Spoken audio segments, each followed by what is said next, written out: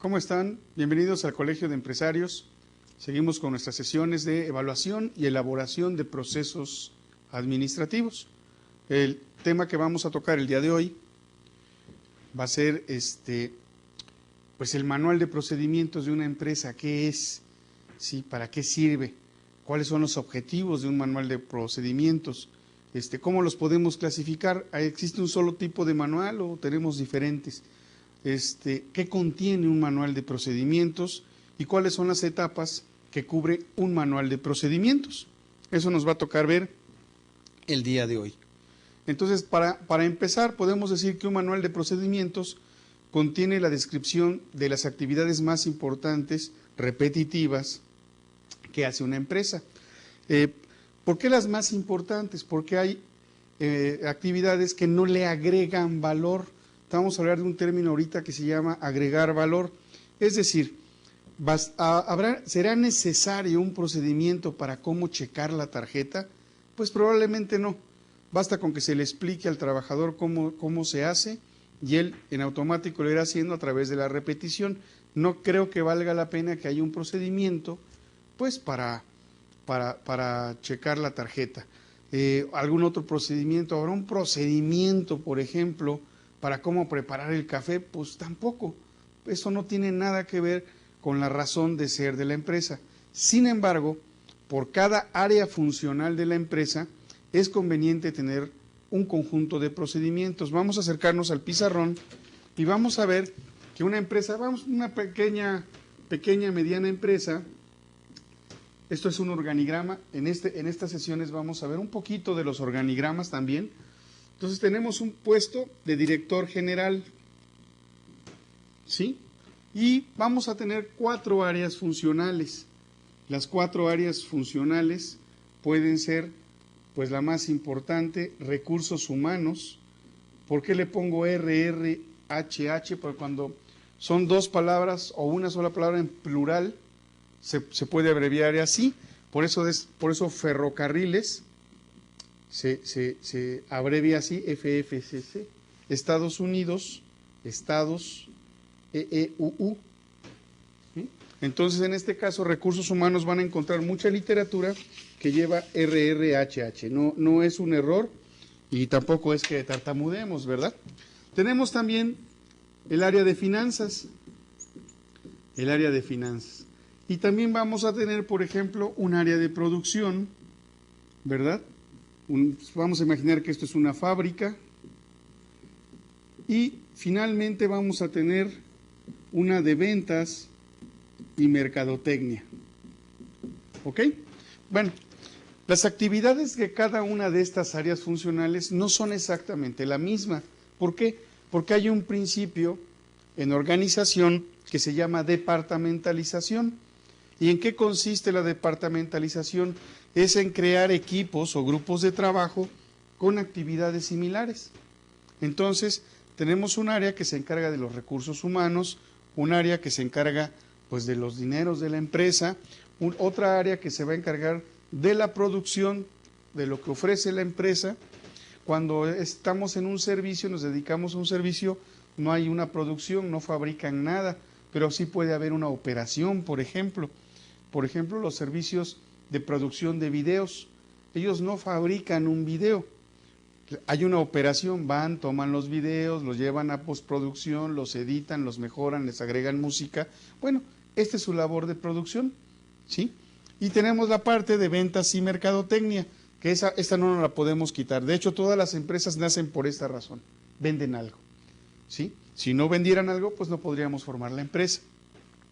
Cada una de estas áreas funcionales tiene diferentes procesos, algunos única y exclusivamente para el área funcional, otros van a ligar, van a relacionarse, porque estas 4 áreas en la empresa no están solas, funcionan como un reloj, como las piezas de un reloj, lo decíamos la sesión pasada.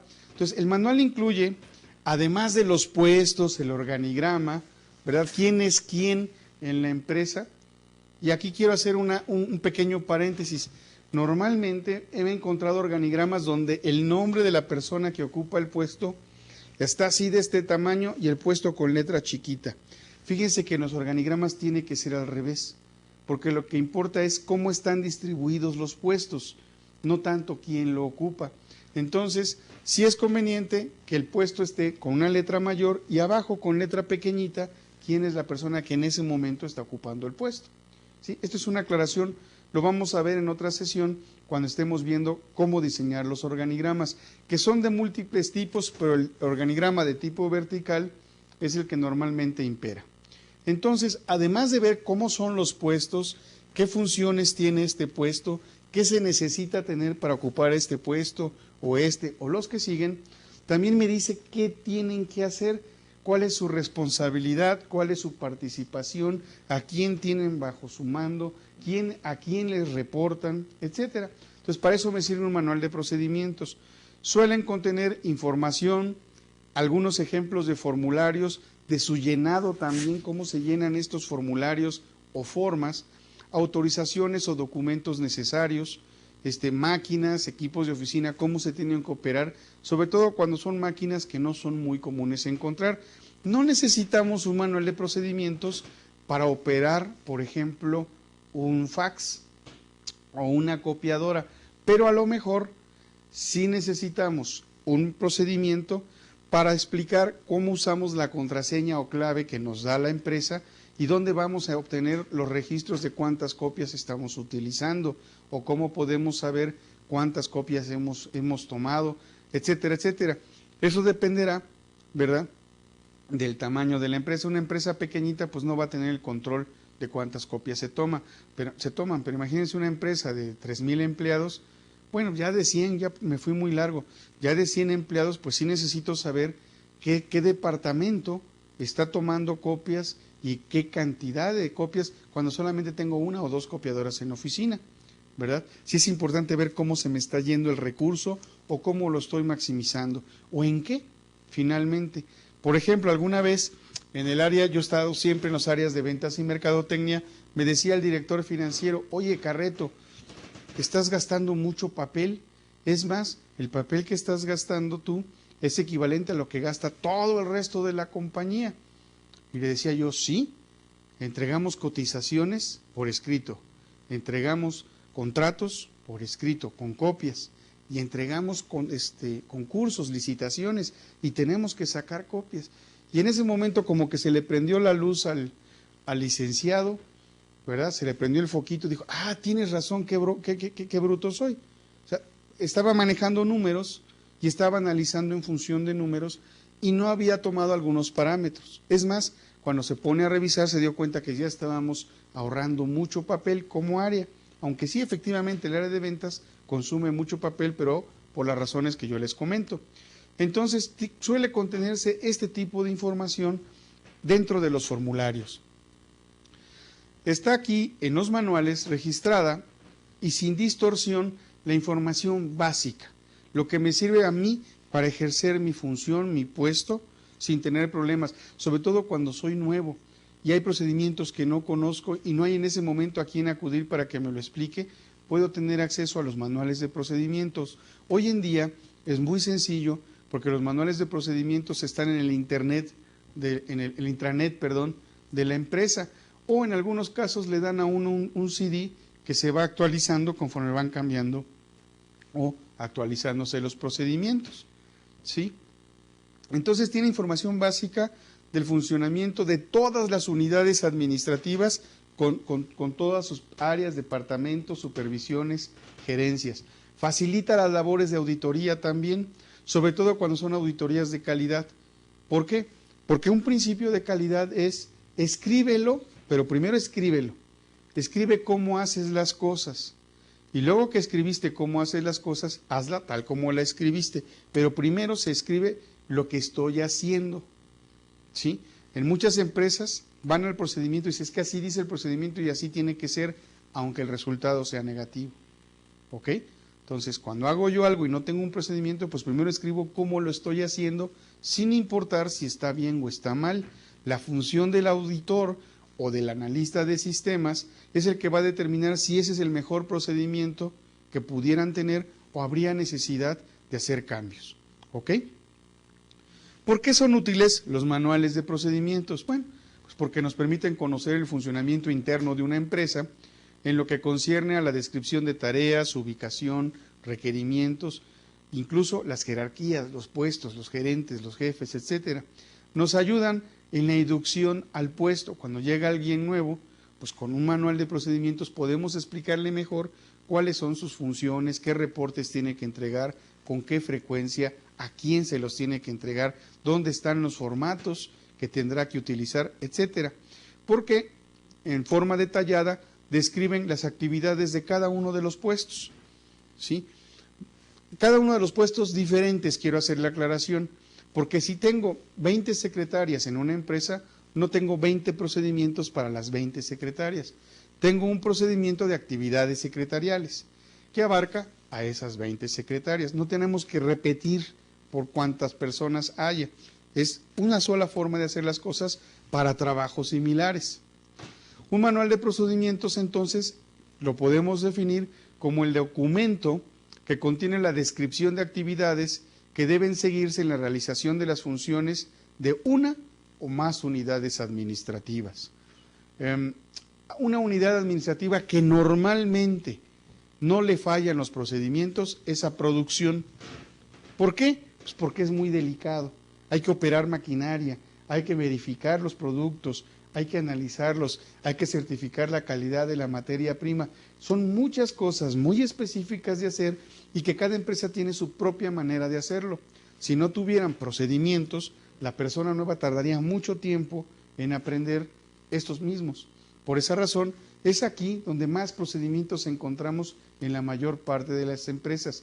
E incluso, mientras las demás áreas no tienen procedimientos, producción normalmente los tiene. ¿Sí? Vamos a pasar a la siguiente. ¿Para qué también nos sirven los manuales de procedimientos? Pues para el análisis o revisión de los procedimientos de un sistema o como consulta para todo el personal. Si yo quiero saber, yo empiezo a ver que, por ejemplo, algunas cosas no están saliendo bien, lo que tengo que hacer es observar cómo se está haciendo. Voy al manual de procedimientos y veo si se está haciendo tal como está el procedimiento. Y ahí puedo ver si, número uno, si la diferencia es porque no están siguiendo el procedimiento, por eso las cosas no salen bien, o por el contrario, están siguiendo el procedimiento, pero aún así las cosas no salen bien. Y entonces tengo que tomar una medida correctiva. Cuando no cumplen el procedimiento y por eso las cosas no se cumplen, tengo que alinear el objetivo a que se haga tal como está en el procedimiento. Pero si cumpliendo aún lo que dice el manual, las cosas no resultan bien, tenemos la obligación de revisar el procedimiento. ¿Quién hace eso en las empresas? Normalmente, si no hay un área de aseguramiento de calidad, lo hace recursos humanos. Cuando hay un área de aseguramiento de calidad, generalmente es la responsable de revisar, auditar, corregir, mejorar procedimientos, pero eso no implica que de cada una de las áreas salgan las propuestas de mejora, porque son los principalmente involucrados. Y si de pronto hay un cambio en un procedimiento que me sirve para mejorar mi trabajo, recuerden que las dos variables son tiempo y dinero. Si tengo entonces mis variables tiempo y dinero bajo control y con una modificación o una transformación o incluso la eliminación de un procedimiento lo consigo, vale la pena tomarse en cuenta. Entonces, aunque el gestor y el auditor de los procedimientos normalmente en una empresa lo hace o recursos humanos o aseguramiento de calidad, no implica que cada área no sea responsable de mejorar sus propios procedimientos. Es un principio de mejora continua. También los manuales de procedimientos me sirven para emprender tareas de simplificación de trabajo. Me sirve para analizar tiempos. ¿Ven? Estamos buscando el ahorro del tiempo. Para delegar la autoridad, ¿quién asume la autoridad cuando esta persona sale de vacaciones, sale de viaje o se enferma? ¿Sí? Para establecer un sistema de información o bien modificar el sistema de información que ya existe. Para uniformar y controlar el cumplimiento de las rutinas de trabajo y evitar su alteración. ¿Cómo hacemos la auditoría de un procedimiento? ¿Sí? Para empezar, ¿qué tiene que cumplir el procedimiento? Determinan en forma más sencilla las responsabilidades por fallas de errores.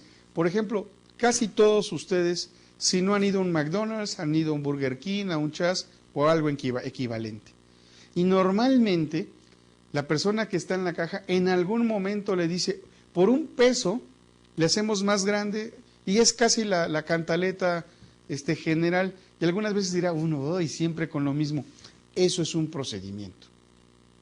¿Por qué? Porque están entrenados a seguir el procedimiento. El procedimiento dice, después de que la persona, el cliente, da su orden, ustedes ofrézcanle algo más. Si él de entrada ya pidió uno más grande, oiga, ¿y quiere un pay de manzana por tanto? ¿O quiere un helado? Siempre ofrecen más. Si ustedes van a un Sanborns, un Vips, lo primero que hacen, observen el procedimiento, lo recibe alguien y inmediatamente toman el menú y lo llevan al lugar. Les ponen el menú y la siguiente pregunta es, ¿desean algo de tomar? Y usualmente la respuesta es sí. Y entonces ya uno pide el refresco, el jugo, el café, lo que vayan a tomar. Y cuando llevan las bebidas, en el centro, si es que no está en la mesa, les ponen las tostaditas estas, el pan, ¿verdad? Y un tiempo después ya llega la persona que nos va a atender, se presenta, porque es parte de un procedimiento. Oiga, buenos días, soy Sofía, yo les voy a atender. Es parte de un procedimiento. Obsérvenlo y verán que en todo tipo de restaurantes como este, sin importar el lugar, todos hacen exactamente lo mismo. Eso se refiere cuando hay que uniformar el procedimiento, que siempre salga igual, que no encontremos diferencia. Y cuando ya terminamos de comer, si no pedimos postre, ¿qué nos ofrecen? Es el postre, ¿verdad?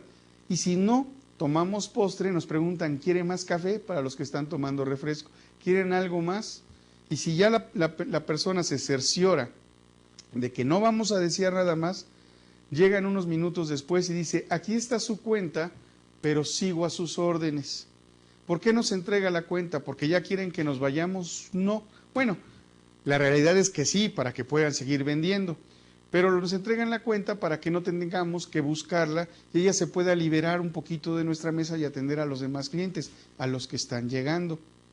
¿Para qué? Pues para hacer un uso adecuado del tiempo. Vean cómo en este preciso momento les acabo de describir un procedimiento que todos ustedes conocen, sin excepción. Y estoy seguro que muchos de ustedes están diciendo, es verdad, no me había percatado, o es verdad, siempre lo hacen y no me había dado cuenta que es un procedimiento. ¿Sí? Entonces, para eso me sirve el manual de procedimientos, para que todos lo hagan exactamente igual. ¿Sí?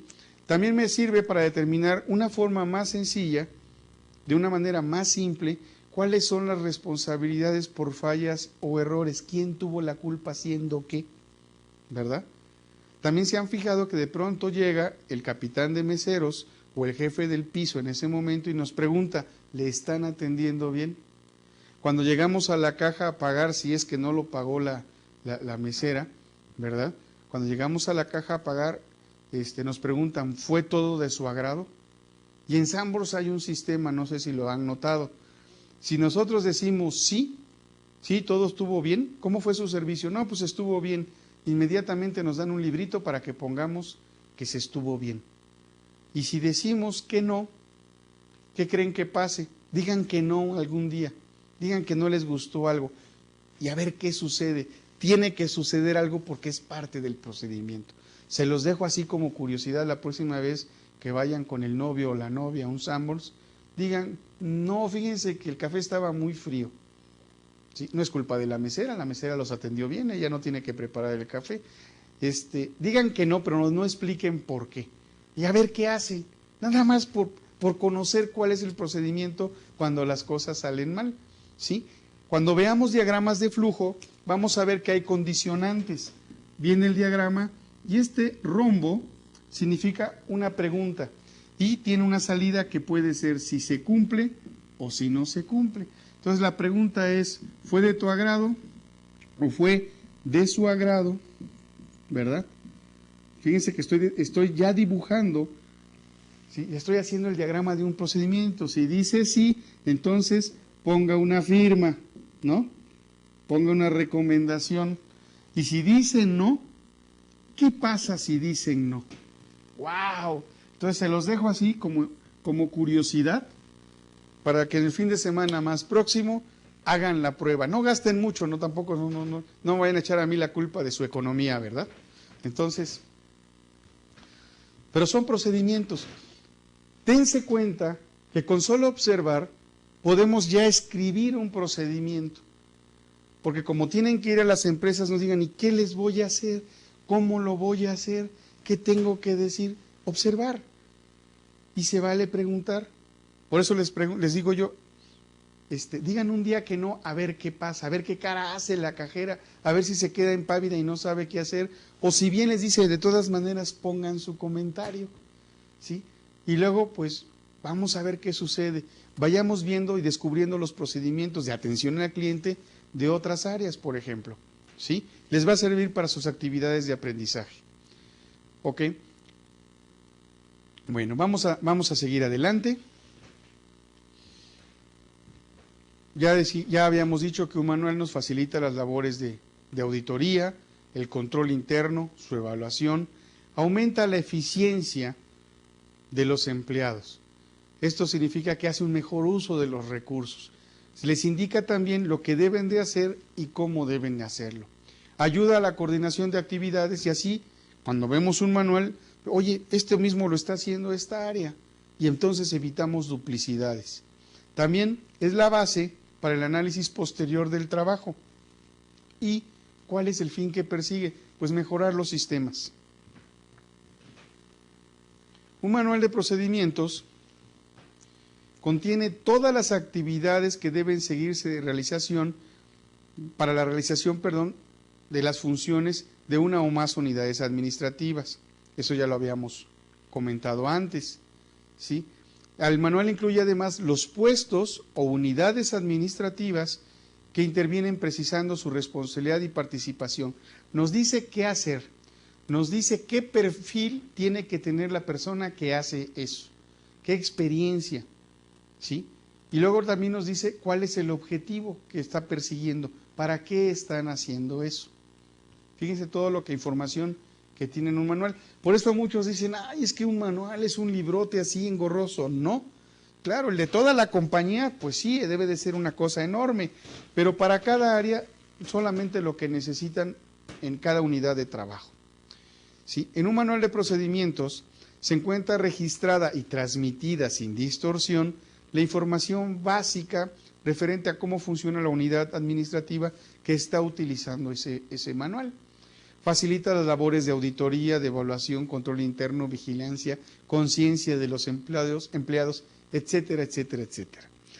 Nos son útiles porque conocemos el funcionamiento interno de la empresa de manera rápida y expedita, la descripción de las tareas, la ubicación, en qué lugar está qué cosa, los requerimientos a los puestos de los responsables para su ejecución. Nos ayudan para cuando llega alguien nuevo que aprenda cómo es la empresa. Nos ayudan para capacitar, nos ayudan para entrenar el personal, ya que describen en forma muy detallada las actividades de cada puesto. Nos sirve para simplificar tareas, para establecer un sistema de información, ya dijimos que para uniformar, para ver la forma más sencilla, ¿verdad?, de encontrar fallas o errores. Y las labores de auditoría, etcétera, etcétera, etcétera. ¿Qué son procesos y qué son procedimientos? A veces los confundimos un poquito. ¿Qué será un proceso? Un proceso, ¿sí?, es una actividad. Es una actividad. El proceso se está haciendo algo, ¿sí?, integrada por 3 elementos principales que son el inicio de esta actividad, que le vamos a llamar entrada, la transformación de esta entrada, ¿sí? Lo podemos graficar de la siguiente manera. Vamos a borrar todo el pizarrón y lo vamos a poner con un diagrama muy simple. Es una entrada, esta cajita, este cajoncito, me indica que hay una transformación y una salida. Eso, así de simple, así, es un proceso. Lo estamos diagramando, dibujando, lo estamos representando de manera gráfica, pero el proceso es una actividad, ¿ok? se está haciendo algo. Por ejemplo, en este preciso momento, mientras yo platico con ustedes, del otro lado, frente a mí, hay una persona que está dirigiendo la cámara. Si yo me muevo, la cámara me va a seguir en automático. No, en automático no. Hay una persona que la está dirigiendo. Eso es un proceso, es parte de un proceso, ¿sí? Y tenemos entonces entrada, transformación y salida. Hasta ahí tenemos un proceso, ¿ok? Yo explico, hay alguien del otro lado de la cámara que me ayuda a explicarle a ustedes. Si yo me acerco mucho, él cuida, que esa persona cuida que no me salga del cuadro. Si me muevo rápido, pues entonces lo pongo a sufrir porque no sabe para dónde me voy a mover, etcétera. Es parte de un proceso. Hay un proceso en el que estamos participando. ¿Cuál es el procedimiento? Antes de yo pararme aquí me dijeron, no puedes ir más allá de este lugar, no te puedes acercar más sin que yo hubiera hecho todavía nada. El proceso es una actividad, el procedimiento es la descripción de esta actividad. Esa es una gran diferencia. El proceso es algo que va sucediendo y consta de 3 partes: entrada, transformación y salida. El procedimiento es la descripción de ese proceso.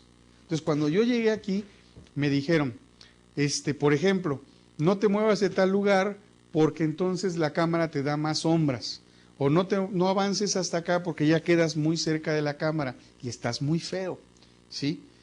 Habla con suficiente tono de voz, tienes que ver al foquito rojo que está ahí. No los estoy viendo a ustedes porque no sé cuántos hay, espero que sean muchos, ¿verdad? Pero entonces, ¿a dónde dirijo la vista? Bueno, me dieron el procedimiento.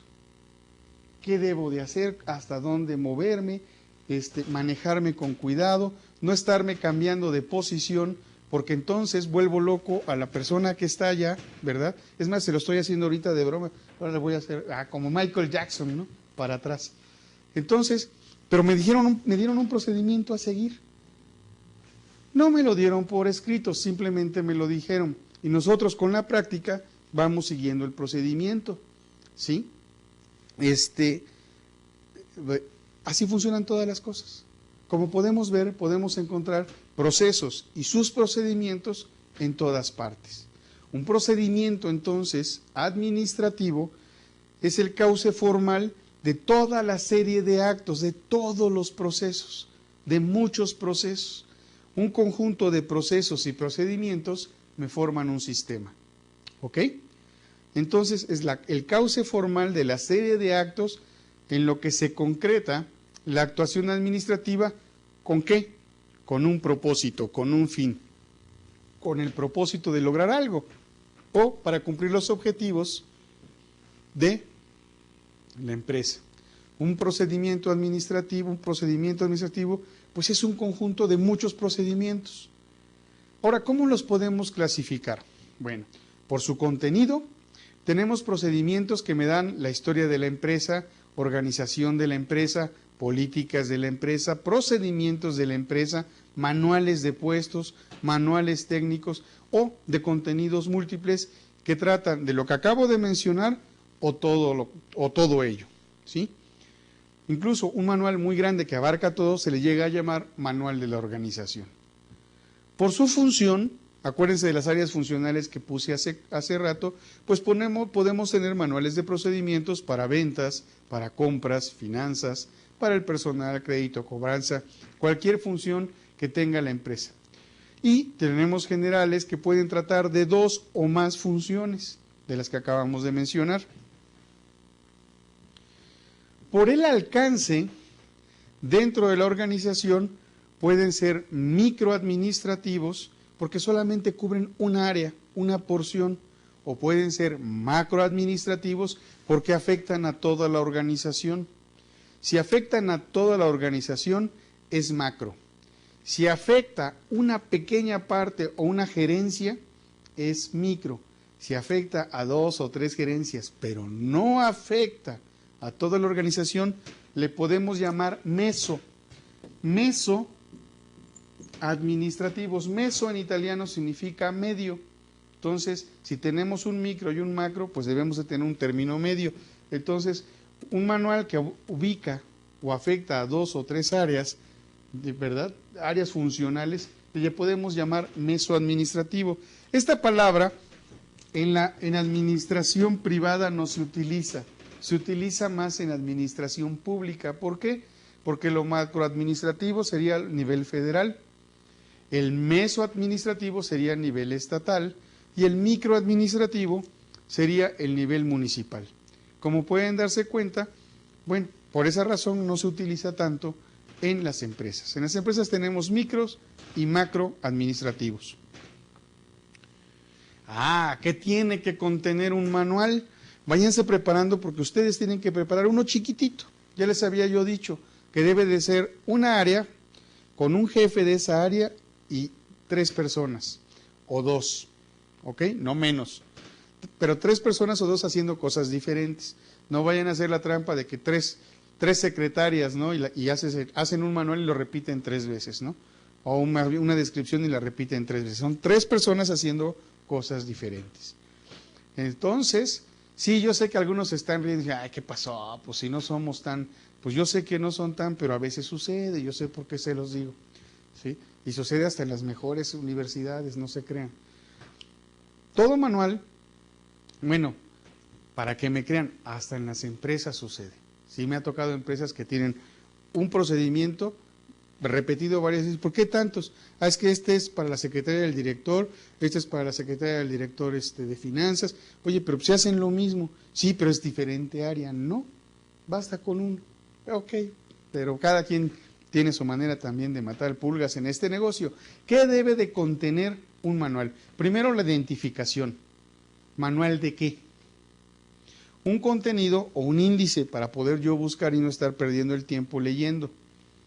Una introducción, ¿cuál fue el propósito de hacer ese manual? ¿Qué pretende lograr ese manual? ¿Para qué se creó? ¿Cuáles son los objetivos que busca cubrir ese manual? ¿A qué áreas aplica? Ya les había yo dicho, puede aplicar a una sola área, o puede aplicar a otra, a varias, o puede aplicar a toda la organización. ¿Quiénes son los responsables no del manual, sino de la descripción que está leyéndose? Si algo sale mal, ¿a quién le vamos a reclamar? ¿A quién le vamos a decir, oye, salió mal? ¿Sí? ¿Quién es el responsable? ¿Qué puesto es el responsable de esta descripción del procedimiento? ¿Qué políticas de operación tiene el procedimiento? ¿Bajo qué circunstancias? ¿Sí? ¿Qué formatos van a utilizar? ¿Verdad? ¿Cuál es el diagrama de flujo? Y un glosario de términos. El diagrama de flujo es como el que dibujé hace ratito de la pregunta sí o no, ¿verdad? Y aquí también esto forma parte de un diagrama de flujo, lo veremos en sesiones posteriores, 1 o 2 más adelante. Ahora bien, ¿qué debe de tener la identificación del manual? Pues el logotipo de la organización, cómo se llama la organización, cuál es su extensión, de corresponder a una unidad de particular, debe notarse el nombre de la misma. Ya pusimos, por ejemplo, el logotipo de la organización. Podemos poner nombre oficial de la organización, pues Colegio de Empresarios. ¿Sí? Ahora, ¿qué abarca? Va a abarcar la zona de filmación, un procedimiento para el área de filmación. Podemos tener uno para el área de finanzas, otro para el área de grabación, etcétera. Entonces, ¿qué abarca? ¿Cuándo se elabora? Eso es muy importante para saber cuando hacemos un cambio que está vigente o no está vigente. En cuanto se hace un cambio a un procedimiento, no a todo el manual, ¿sí? Por eso llevan números, para poderlos colocar en el número que corresponde. Entonces, cuando se le hace un cambio a un procedimiento, no se cambia todo el manual, nada más se cambia ese procedimiento. Por eso son las fechas de revisión y de auditoría, para que se vea si se quedó sin cambio o se mantuvo, ¿verdad? Porque también a veces me ha ocurrido que abro un manual y hay 2 procedimientos. Y digo, caray, ¿por qué hay 2? Se les olvidó quitar el viejo. Entonces lo que se tiene que hacer en ese momento es dar aviso a la persona que controla o al área que controla esos manuales, decir, oye, aquí hay 2, pero de entrada debemos de sacar el más antiguo y siempre dejar el que tiene la fecha más reciente. Por eso es importante la fecha. Número de revisión, cuando hacemos el primero, pues es 0.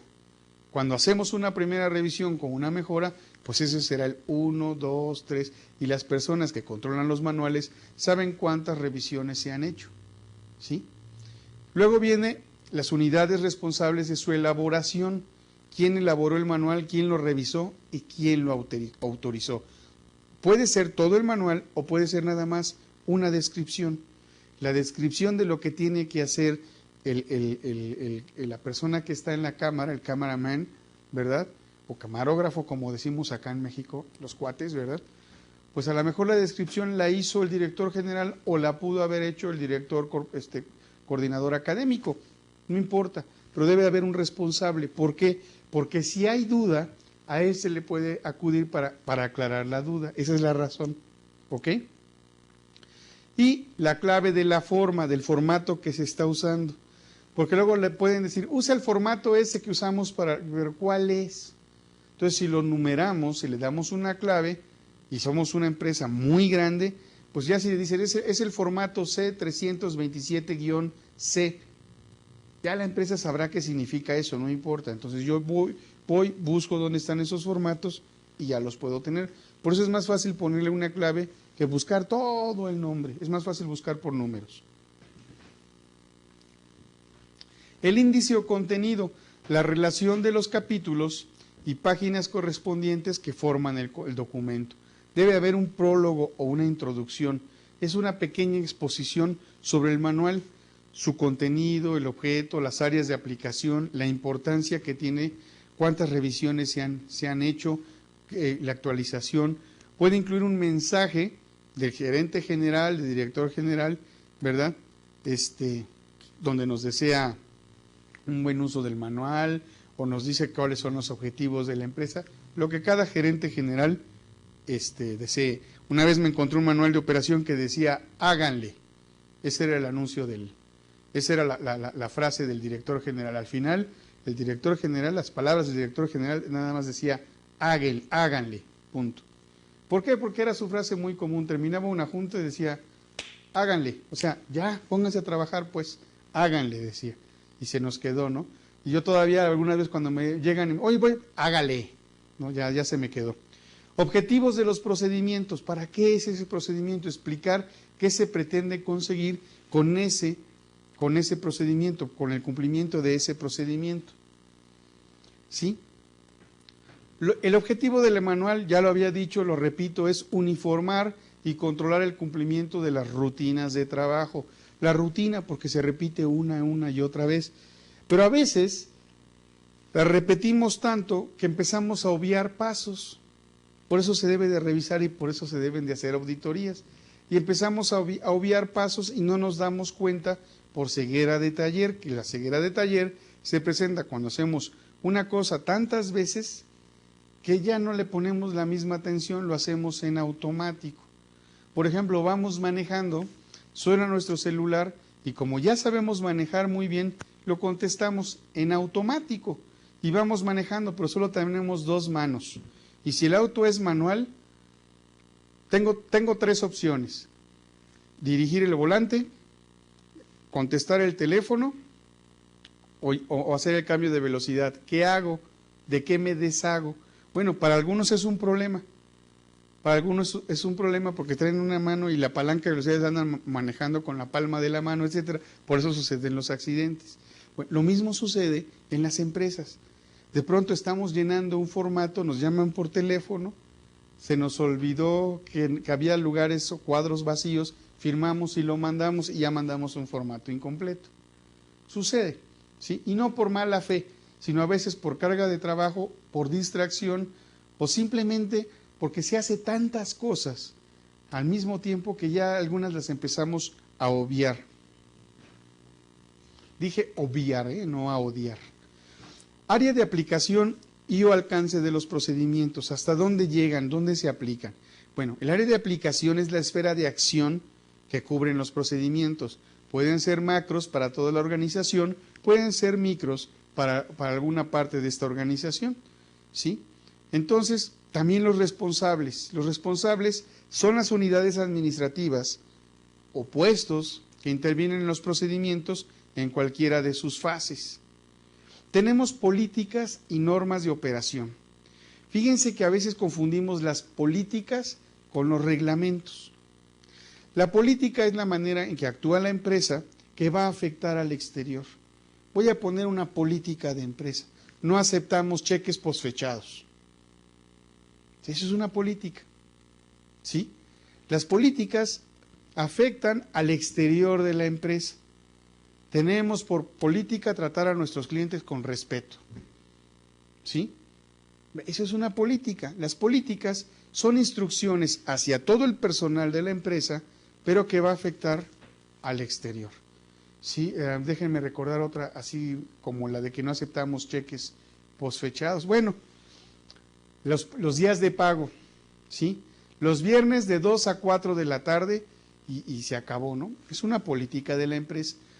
Las normas o reglamentos afectan al interior de la empresa, no al exterior. Y esa es una gran manera de diferenciar política de reglamento. La política va a afectar el comportamiento de la empresa al exterior de la misma. El reglamento afecta al interior. Pongo un ejemplo. Se considera de retardo el ingreso a la empresa 10 minutos después de su hora de llegada. ¿Por qué digo después de su hora? Porque algunos entrarán a las 7, otros entrarán a las 10, otros entrarán a las 9, dependiendo del tipo de empresa. ¿Ok? Bueno, la Ley Federal de Trabajo considera que son mínimo una tolerancia de 10 minutos. ¿Se acuerdan? No podemos ir contra una ley superior. ¿Sí? Pero el reglamento interno afecta al interior de la planta. No, fíjense, voy a decir dos cosas similares, pero una es un reglamento y otra es una política. Por ejemplo, si yo digo, no permitiremos el acceso a ningún empleado con aliento alcohólico. Ustedes piensen, ¿es reglamento o es política? Y también puedo tener en otra parte que diga, no se permitirá el acceso a ninguna persona con aliento alcohólico. ¿Es política o es reglamento? ¿Cuál es cuál? Bueno, cuando yo uso la palabra empleado, no se aceptará el acceso a la empresa de un empleado con aliento alcohólico. Me estoy refiriendo a un reglamento porque nada más afecta al interior. Cuando yo digo, no se permitirá el acceso a ninguna persona con aliento alcohólico, ya fui más allá de los empleados, ya se volvió una política. Eso nos sirve para cuando los describimos en un manual, una política o un reglamento, podamos diferenciarlos. A veces, y más frecuentemente de lo que ustedes se imaginan, en las empresas no tienen manera de diferenciar y confunden políticas con reglamentos. ¿Sí? Entonces, mi sugerencia es esa. Reglamento afecta al interior, la política va a afectar el comportamiento del personal al exterior de la empresa. Además, hay que contemplar las normas de operación que precisan algunas situaciones. Por ejemplo, ¿qué situaciones? Vamos a dar algunos lineamientos que podrían considerarse para el planteamiento del manual. Bueno, debemos definir perfectamente las políticas y normas. Ya les di aquí un ejemplo o algunos ejemplos que nos permiten diferenciar. ¿Sí? Los lineamientos se elaboran clara y concisamente. Yo siempre digo, debe de ser claro y preciso. ¿Sí?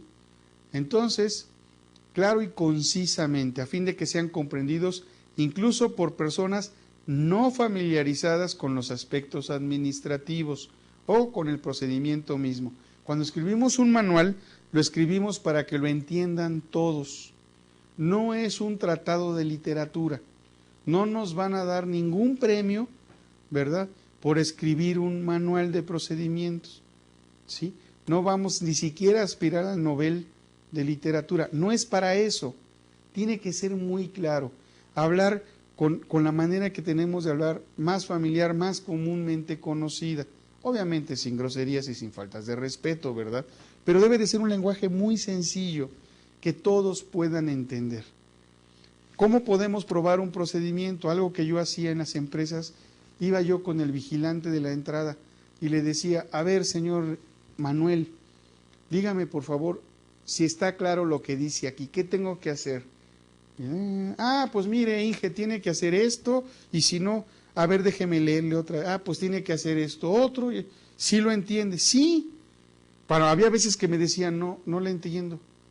Y entonces, hasta que lo entendía mi vigilante de la entrada, sabía yo que el procedimiento estaba perfectamente claro. ¿Ok? Bueno, es una característica. Ahora, deben de ser suficientemente explícitas las políticas, los procedimientos, las normas, los reglamentos, para evitar que se estén revisando constantemente, ¿verdad? Un procedimiento debe de ser tan claro que con la primera vez que lo leamos, ya no tengamos que volver a consultar. ¿Qué son los conceptos? Palabras o términos de carácter técnico que se van a emplear en el procedimiento, los cuales, por su significado o grado de especialización, requieren de mayor información o ampliación. ¿Cómo resolvemos esto? Lo vamos a explicar al final. Procedimiento es la descripción de las operaciones, la descripción de los procesos. Los procesos son actividades, los procedimientos son descripciones. Así los podemos diferenciar. Procedimientos y procesos nos dan sistemas, ¿sí? Deben de estar presentados por escrito, en forma narrativa y secuencial. Ahorita ponemos un ejemplo rápido. Si no, no se preocupen, lo vamos a ver más adelante, ¿sí? Explicando en qué consiste, cuándo, cómo, dónde y con qué, y con cuánto tiempo se hacen estos procedimientos. Señalando los responsables de llevarlos a cabo. Los responsables por puestos, como en un organigrama, no por nombres. Cuando la descripción del procedimiento es general y por lo mismo comprende varias áreas, debe anotarse la unidad administrativa que tiene a su cargo cada operación. ¿Cuáles son las partes responsables por cada tramo del procedimiento? Si se trata de una descripción muy detallada dentro de una unidad administrativa, tiene que indicarse el puesto del responsable de cada operación. Es conveniente codificar las operaciones para simplificar su comprensión e identificación, aun en los casos de varias opciones con una misma operación. ¿Qué son los formatos? Formas impresas que se utilizan en un procedimiento. Recuerden que la palabra técnica no es formato, son formas, se llaman formas, pero como acabo de decir hace unos momentos, hablen con el lenguaje que utilizamos comúnmente.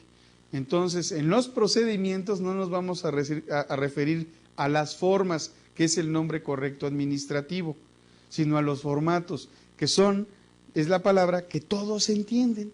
Así de sencillo. Y empezamos aquí con un ejemplo. En la descripción de las operaciones que impliquen el uso de un formato, debe hacerse referencia específica de este formato, incluso empleando para ello los números indicados, la referencia numérica que permite asociarlo, pero más aún tenemos que poner un ejemplo del formato dentro del procedimiento. Hay que llenar el formato 327-E y aquí está, así es este, para que cuando lo vea la persona diga, no, sí se parece, sí es, ¿ok? No hay que dejar lugar a duda, no hay que dejar pie a duda, debe de estar siempre a prueba de errores. También se pueden adicionar instructivos para su llenado, si es muy complicado el formato. Pero si el formato dice nombre, dirección, teléfono, bueno, creo que poner un instructivo para eso sería muy tremendo. Aunque también he conocido empresas que si fabricaran lápices, harían un manual de cómo usarlo y además tendrían a un especialista técnico que nos podría ayudar las 24 horas por si no sabemos cómo hacer uso del lápiz. Así de complicadas me he encontrado algunas empresas. Ustedes no lo sean, por favor. Los diagramas de flujo, que son figuritas que me van indicando algo. Es la representación gráfica del camino que va siguiendo cada operación. Es en forma secuencial. Usualmente van de arriba hacia abajo y de izquierda a derecha. ¿Ok? Suelen mencionar el equipo, los recursos que se utilizan en cada procedimiento. Los diagramas, representados en forma sencilla y accesible del manual, nos dan una descripción clarísima de las operaciones, de los pasos que se tienen que dar. Personalmente yo prefiero ver los diagramas antes que todo el rollo, todo el texto. A veces con solo ver el diagrama ya me quedó claro qué tengo que hacer y a dónde tengo que ir. Para este efecto, ¿sí?, Los diagramas tienen símbolos que ya me dicen algo. Lo vamos a ver en próximas sesiones, cuáles son los símbolos de estos diagramas y cómo se utilizan. Finalmente, llegamos al glosario de términos. ¿Qué es el glosario de términos? Si yo, por ejemplo, pongo una palabra que de entrada no sé si todos la van a entender, entonces especifico. ¿Por qué? Porque, por ejemplo, hablando del lenguaje que comúnmente se habla en la organización, yo le puedo decir, y entonces recibes en la materia prima, separas el porcentaje de acuerdo con la tabla X o el formato X y lo diriges a I+D, porque así se habla coloquialmente. Entonces, un glosario es un pequeño diccionario que va al final del manual de las palabras comunes que se utilizan en la empresa, pero que no todos tienen la obligación de conocer. Entonces, ¿qué es I+D? Entonces pongo I+D, investigación y desarrollo. Punto. ¿Sí? O lo mandas a ATC. ¿Y qué es ATC? Lo mandas al área de ATC, aseguramiento total de la calidad. Eso es lo que tiene que ir en el glosario. ¿Ok? ¿Por qué? Porque a veces usamos las siglas, usamos los nombres y no sabemos qué significa. ¿Ok? Entonces, por esa razón, tenemos que poner qué significan las siglas, pero también pueden haber palabras que me indiquen, que yo no entienda. Aquí estoy poniendo siglas, pero pueden poner palabras. Por ejemplo, déjenme recordar algo que usábamos, que usaba mucho un director de mercadotecnia, y así se llamaba el lugar. Envíalo al receptorio, porque este director de mercadotecnia era español y todo el mundo hablaba del receptorio. Sí, la primera vez que lo oímos algunos hasta pensamos que era una cosa muy fea, ¿no? Receptorio, ¿qué es eso de receptorio? En general es un banco de datos. Entonces, mándalo al receptorio. Mándenme esa información, pónganla en el receptorio. ¿Sí? Entonces, si en un procedimiento decimos va al receptorio, en el glosario explicamos qué significa receptorio. O sea, como pueden ver, el glosario no solamente se compone de símbolos o siglas, sino también de palabras que para la empresa puede ser común, pero para el nuevo empleado en su vida la había escuchado. ¿Por qué no decimos banco de datos? Porque son más palabras. Pero, mándalo a BD, banco de datos. Entonces hay que usar en el manual las palabras con las que hablamos todos, pero en el glosario explicarlas.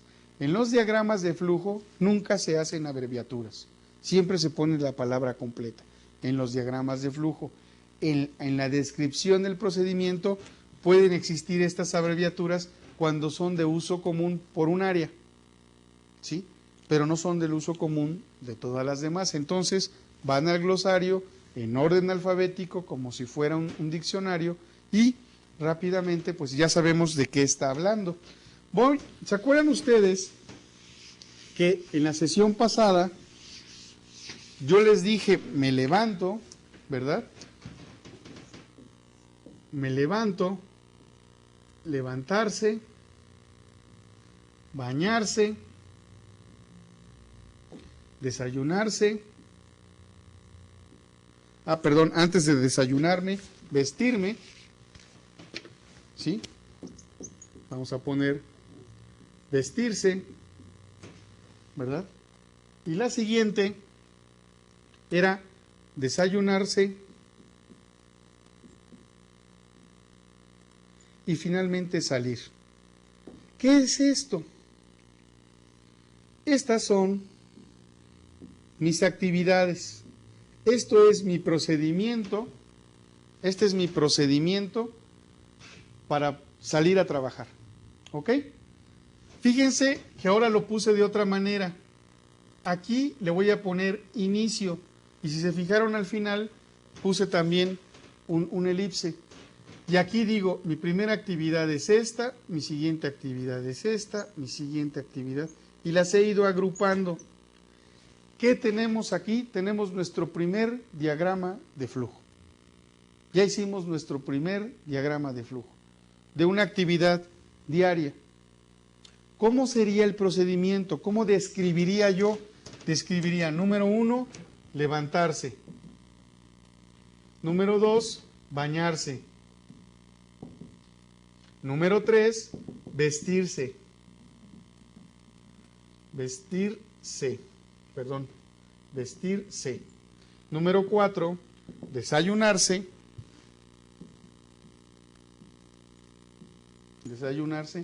Y ya no le tengo que poner salir, porque ya sé que ahí terminó mi procedimiento. Nada más le pongo dónde empieza y dónde termina. Acabamos de hacer nuestro primer diagrama de flujo con su descripción. Y esto en conjunto ya me está integrando nuestro primer procedimiento. Está muy simple. Así deben de ser los procedimientos. Todo el mundo entiende esto. Ya no tengo que poner levantarse, quitarse la pijama, tallarse los ojitos, ¿verdad? Darle beso a la señora, ¿sí? Quitarse la ropa y entonces entrar al baño. No, pero yo me quito la ropa dentro del baño. Entonces, irme al baño y al baño quitarse la ropa, meterse a bañar. Es que yo antes de meterme a bañar me cepillo los dientes. Bueno, cada procedimiento, cada descripción puede ser tan complicada o tan simple como el que lo está diseñando. ¿Cuánto nos llevó a hacer nuestro primer procedimiento? Menos de 3 minutos. Así de sencillo. Así de sencillo debemos de procurar que sean nuestros procedimientos. Pongan atención en sus actividades de aprendizaje. Para ahorita ya deben de tener una empresa en la que pueden estar visitando, observando, seleccionando de dónde quieren hacer sus procedimientos. Ahora vayan pensando cómo los podrían describir así. Esta es una forma muy sencilla.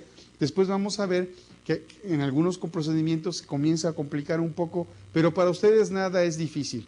Van a ver que lo van a hacer muy bien. Nos vemos la próxima sesión y que tengan un excelente día.